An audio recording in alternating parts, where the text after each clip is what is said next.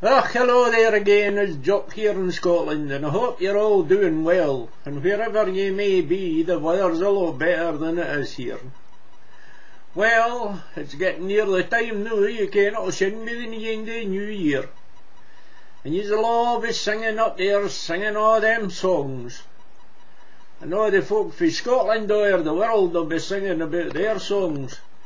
And all them folk that's abroad that used to stay in Aberdeen, you know, and they've moved across the sea because of the oil companies, I'm quite sure you'll be singing too.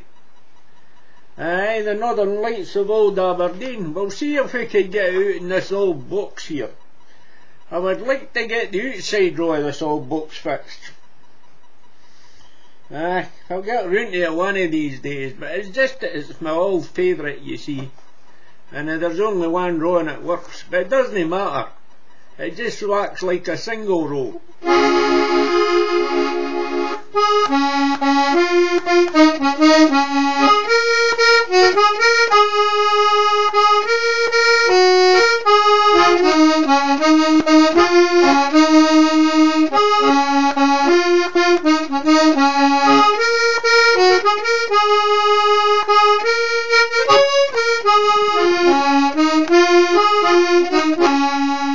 The Northern Lights of old Aberdeen mean home sweet home to me. The Northern Lights of Aberdeen is where I long to be.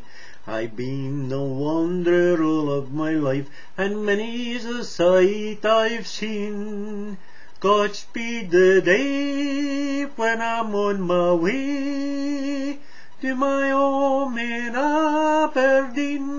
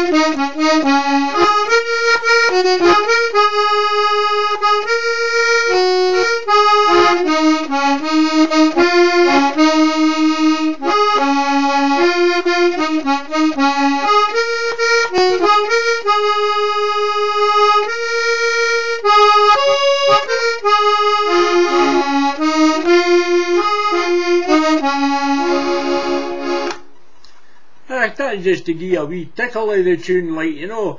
As I said before, these Scottish tunes, they just go on and on forever. But the Northern Lights is a braw song to sing. I'll put the lyrics down there for you, you see, so you can learn the song off by heart. That's about the best I can do for you. And I'll try and write it in as good English as I possibly can, you know. Just so you can read it no bother. Aye, well, I wouldn't like to be a low far for home myself. You know, that's one thing about Scotland. I never ever wanted to leave it. You know, when my son went away to America to stay, and he asked me to come here and see him, what I done was, I went out in the garden, and I got a wee drop of soil, and I put it in the bottom of my shoe. I could never tell the customs or any of that when I got to America, you see. But the thing was, there was that much terrorism going about then. In fact, 9/11 was when they had that carry on with the terrorists, and I happened to have been in America then on the 9th of the 9th, you see. And in fact, I can remember coming back for Texas, for Dallas, to Chicago, and the aeroplane had to keep flying round and round for 1 or 2 times, you see, and somebody in the plane says, they're having terrorist problems. And I says, oh God almighty, just trust it to be terrorists on the way home, that's all I need. And I says, oh my God, it's always something. But all these folk in the aeroplane, they were all worried like mad, like, you know, but I looked at it this way. I've always said, if you have to go, you have to go, and there's nothing you can do about it. If your number's up, well, you just have to take your time and get away. But luckily enough, the plane landed okay, you know, and the panic was there. But I always say to myself, well, if I ever do, wherever I'm at, I'll always have my feet inside Scotland, if I keep a wee drop of the soil inside my bits. You see? So you should do that yourself. Just take a wee sprinkling of soil for Scotland and just pop it inside your shoe.